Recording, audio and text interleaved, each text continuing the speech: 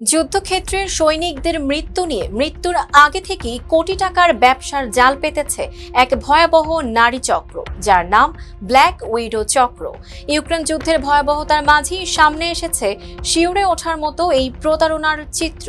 যুদ্ধক্ষেত্রে যাওয়ার আগেই একা ও অসহায় পুরুষদের বিয়ের ফাঁদে ফেলে তাদের মৃত্যুর পর সরকারি ক্ষতিপূরণের অর্থ হাতিয়ে নিচ্ছে রাশিয়ার কথিত এই ব্ল্যাক উইডো চক্র। এই চক্রের কারণে মৃত সৈনিকদের সরকারি ভাতা থেকে বঞ্চিত হচ্ছে তাদের সন্তান বা মা বাবা। সিএনএন এর প্রতিবেদনে উঠে এসেছে, যুদ্ধের 2 দিন আগে বিয়ে করেছিলেন 59 বছর বয়সী রুশ সেনা ইউরি। বিষয়টি জানতেন না তার মেয়ে মারিয়াও। পরে ইউরির মৃত্যুর পর মারিয়া জানতে পারেন বাবার নতুন স্ত্রী এখন সরকারি ক্ষতিপূরণের পুরো অর্থের আইনি দাবিদার।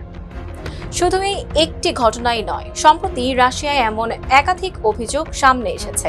কোথাও নার্স, কোথাও রিয়েল এস্টেট এজেন্ট, আবার কোথাও সামরিক কর্মকর্তাদের যোগসাজশে অসহায় পুরুষদের বিয়ে করিয়ে ঝুঁকিপূর্ণ যুদ্ধে পাঠানোর অভিযোগ উঠেছে।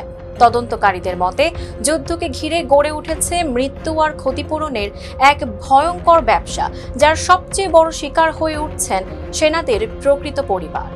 Tanjiba Nowrin, face the people.